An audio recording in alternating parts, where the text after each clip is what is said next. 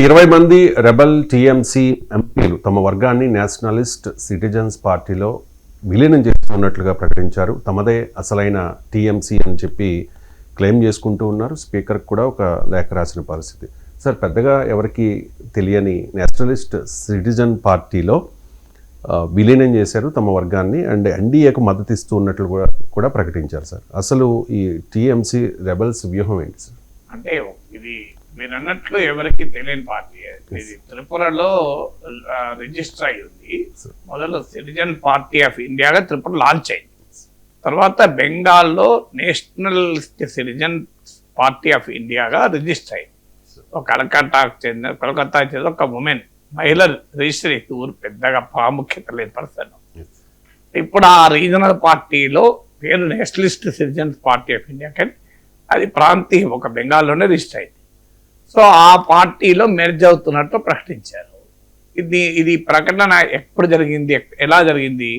BJP నాయకులైన Bhupendra Yadav ఇంట్లో సమావేశమయ్యారు ఈ రిబల్ ఎంపీలంతా. తర్వాత వెళ్ళి ఓం బిర్లాను కలిశారు. సో క్లియర్గా బీజేపీ దర్శకత్వంలో జరిగిన వ్యవహారం. ఎందుకు జరిగింది నేషనల్ సిటిజన్ పార్టీ ఆఫ్ ఇండియాలో అంటే, సో ఇప్పుడు ఈ మనకు యాంటీ డిఫెక్షన్ లా ప్రకారము 2/3 ఆఫ్ ఎంపీస్ కానీ ఎమ్మెల్యేస్ కానీ ఇంకో పార్టీలో మెర్జ్ అయితే, మెర్జ్ అయిన వారికి యాంటీ డిఫెక్షన్ లా వర్తించదు, మెర్జ్ కాని వారికి కూడా యాంటీ డిఫెక్షన్ లా వర్తించదు. సో అందువల్ల యాంటీ డిఫెక్షన్ లా నుంచి తప్పించుకోవటానికి వేసినటువంటి ఎత్తుగడ. సో మరి ఇలా ఎందుకు వేశారు? 2/3 ఎమ్మెల్యేస్ కనుక బయటికి వస్తే మాదే రియల్ టీఎంసీగా ప్రకటించుకోవచ్చు. ఎందుకంటే చీలిక వర్గం అనే కాన్సెప్ట్ లేదు, గతంలో ఉండే. కానీ వాజ్పేయి ప్రభుత్వ హయాంలోనే ఆ క్లాస్ తీసేశారు. అంతకుముందు ఉన్న చట్టంలో 1/3 బయటికి వస్తే దాన్ని చీలిక గ్రూప్గా గుర్తించేవారు. సో అది తీసేసిన తర్వాత ఇప్పుడు ఒక మెర్జర్ క్లాసే ఉంది.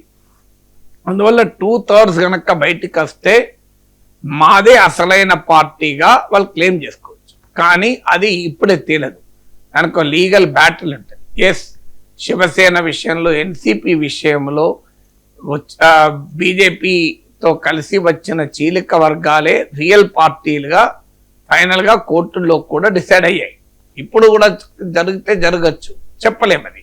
ఎందుకంటే that is a long process. మీకు కోర్టులో వెళ్తాయి, ఒరిజినల్ పార్టీ ఏది, మీకు పార్టీ ఆర్గనైజేషన్ ఎవరి చేతిలో ఉంది, ఇలాంటి అనేక ప్రశ్నలు వస్తాయి. సో అందువల్ల ఆ ప్రాసెస్ ఇంకా సమయం పడుతుంది కనుక ముందైతే ఈ మెర్జర్ మాదే ఒరిజినల్ తృణమూల్ కాంగ్రెస్, మా తృణమూల్ కాంగ్రెస్ తీసుకెళ్ళి మేము నేషనలిస్ట్ సిటిజన్ పార్టీ ఆఫ్ ఇండియాలో విలీనం చేస్తున్నాం అని చెప్పి చేరిపోయారు. సో ఇమీడియట్గా యాంటీ డిఫెక్షన్ లా వర్తించదు. యాంటీ డిఫెక్షన్ లా పైన సుప్రీంకోర్టు ఏ తీర్పు ఇచ్చినా ఇబ్బంది ఏం లేదు. ఇక మిగిలింది ఏంటి నెక్స్ట్? ఇక మీకు ఆల్రెడీ రిబల్ ఎంపీల సుదీప్ బందోపాధ్యాయ ప్రకటించాడు కూడా, మా పోరాటం మాదే రియల్ టీఎంసీ అన్న పోరాటం కొనసాగుతుందని కూడా ప్రకటించాడు. సో ఆల్రెడీ స్పీకర్ లేఖ ఇచ్చారు, మాదే రియల్ తృణమూల్ అని కాదు, ఈ చీలిక ఈ బయటికి వెళ్ళిన వారు గుర్తించకూడదు అని ఒరిజినల్ తృణమూల్ కాంగ్రెస్ తరఫున అభిషేక్ బెనర్జీ కూడా లేఖ ఇచ్చారు. స్పీకర్ దీనిపైన డిసిషన్ తీసుకుంటాడు. బహుశా స్పీకరు, ఎందుకంటే ఇదంతా బీజేపీ బహిరంగంగానే నడిపిస్తోంది కనుక ఈ నేషనలిస్ట్ సిటిజన్ పార్టీ ఆఫ్ ఇండియాలో చేరి అది ఇప్పుడు ఎన్డీఏలో ఇంకో పక్షంగా మారిపోయింది కనుక, సో ఆటోమేటిక్గా బీజేపీ నాయకుడైన ఓం బిర్లా స్పీకర్ అనివార్యంగా ఈ రిబెల్ గ్రూప్ని రియల్ టీఎంసీగా గుర్తిస్తారు. దానిపైన అనివార్యంగా మమతా బెనర్జీ నాయకత్వం తృణమూల్ కాంగ్రెస్ కోర్టుకు వెళ్తుంది. కోర్టు తేలాలి ఒరిజినల్ తృణమూల్ కాంగ్రెస్ ఏది, అది మెర్జ్ అయిందా లేదా అనేది తేలాలి. అప్పటిదాకానైతే యాంటీ డిఫెక్షన్ లా వర్తించదు.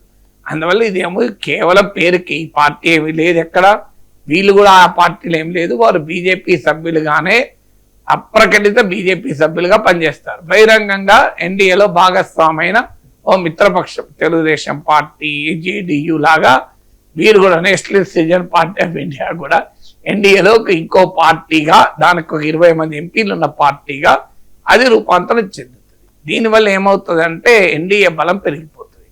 సో ఇదొక ఎత్తుగడ. ఎందుకంటే వీళ్ళు డిస్క్వాలిఫై అయినా వీళ్ళు రిజైన్ చేసి ఇప్పటిదాకా బీజేపీ చెప్పింది ఏంటి, మా పార్టీలో చేరితే ఎవరైనా రాజీనామా చేసి చేరాలి అని. మధ్యప్రదేశ్ కర్ణాటకలో ఎమ్మెల్యేలను తీసుకున్నప్పుడు వాళ్ళని రాజీనామాలు చేయించి మళ్ళీ ఎన్నికలకు వెళ్ళారు. తెలంగాణలో కూడా ఈటల రాజేందర్, రాజగోపాల్ రెడ్డి రిజైన్ చేసి మళ్ళీ బీజేపీ అభ్యర్థులుగా పోటీ చేశారు. అందువల్ల బీజేపీ విధానాన్ని కూడా డిస్టర్బ్ కాకుండా మొదట్లో వీళ్ళు బీజేపీలోనే చేరుతారని అనుకున్నారు.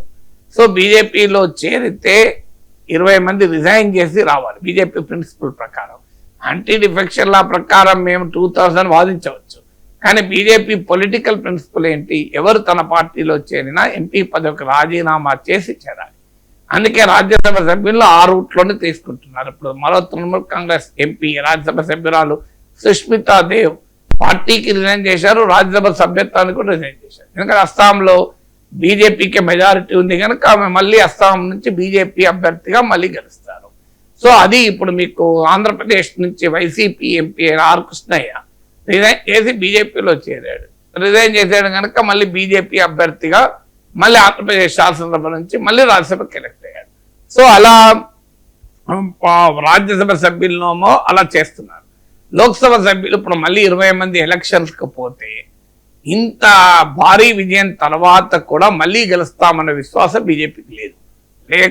ఉంటే వీళ్ళందరినీ బీజేపీలో చేర్చుకొని వాళ్ళందరినీ రిజైన్ చేయించి మళ్ళీ 20 లోక్సభ సీట్లకు ఎన్నికలు జరిగితే బీజేపీ గౌరవం నిలబడేది. అలా చేసే ధైర్యం లేదు. ఇంత భారీ మెజారిటీ వచ్చి అధికారంలోకి వచ్చినా రేపు మళ్ళీ ప్రజల్లోకి వెళ్తే ప్రజలు చీకొడతారేమో అన్న భయం ఉంది. అందువల్ల వాళ్ళని రిజైన్ చేయకుండా ఎన్డీఏ బలాన్ని పెంచుకునే ఎత్తుగడ. దీనివల్ల జరిగే పరిణామం ఏంటంటే టీడీపీ జేడీయూల ఇన్ఫ్లుయెన్స్ కాస్త తగ్గిపోతుంది. ఎందుకంటే బీజేపీకే స్వయాన బీజేపీకి మిత్రపక్షాలలో ఇప్పుడు 20 మంది ఎంపీలు పెరుగుతారు కదా ఎన్డీఏకు. సో అందువల్ల ఇప్పుడున్న సిచ్యువేషన్ ఏమో టీడీపీ జేడీయూల మద్దతు ఉంటేనే మోడీ ప్రభుత్వం అధికారంలో ఉంటుంది. ఇప్పుడు వీళ్ళ మద్దతు లేకపోయినా మోడీ ప్రభుత్వం ఉంటుంది. అందువల్ల మిత్రపక్షాలకు విషయంలో మరింత ఏకపక్షమైన కఠినమైన వైఖరి బీజేపీ తీసుకోవటానికి కూడా ఈ పరిణామాలు ఉపయోగపడతాయి. మిత్రపక్షాల బేరమాడే శక్తి, బార్గెనింగ్ పవర్ కూడా తగ్గిపోతుంది. సో ఆ రకంగా with in the NDA BJP పరిస్థితిని కన్సాలిడేట్ చేసుకోవడానికి ఉపయోగపడుతుంది. దాంతో పాటు ఇప్పుడు డీలిమిటేషన్ లాంటి ఇష్యూస్ ఉన్నాయి. దీని విషయంలో కూడా తన పలుకుబడి పెరుగుతుంది. ఇప్పుడు 20 మంది తృణమూల్ ఎంపీలు కలిశారు. డిఎంకేను కూడా ఒప్పిద్దామనే ప్రయత్నంలో ఉన్నారు. డిఎంకే ఆల్రెడీ ఎన్డీఏలో కలవకపోయినా ఇండియా కూటమి పైన, కాంగ్రెస్ పైన కోపంతో ఉన్నారు. అయితే వారు తమ ఐడియాలజికల్ పొజిషన్ డైల్యూట్ చేసుకుంటే రాష్ట్రంలో దెబ్బతింటారు కనుక ఇప్పటికీ ప్రజెంట్ ఫామ్ లో డీలిమిటేషన్ మేము వ్యతిరేకిస్తామని ఓ చిన్న తిరకాసు పెట్టి మాట్లాడి ఊరుకున్నారు. అంతకుముందేమో డీలిమిటేషన్ యాక్సెప్ట్ చేయమన్నారు, ఇప్పుడు ఇన్ ప్రజెంట్ ఫామ్ అన్నారు. అంటే ఆ ఫామ్ ను కాస్త మార్చి డిఎంకేను కూడా ఒప్పించే అవకాశం కూడా ఉంది. అందువల్ల వివాదాస్పదమైన బిల్లుల్ని తనకు అనుకూలంగా మలుచుకోవటానికి కూడా ఒక ఎత్తుగడగా ఈ 20 మంది ఎంపీల రాజీనామా చేయకుండా వారు బీజేపీలో చేరితే పొలిటికల్ ప్రిన్సిపల్ ప్రకారం రాజీనామా చేయాలి కనుక వారిని ఈ కొత్తగా ఊరు పేరు లేని పార్టీలో చేర్చి వాళ్ళని ఎన్డీఏలో కలుపుకున్న ఒక పెద్ద డ్రామా నాటకం మన కళ్ళ ముందు కనబడుతుంది.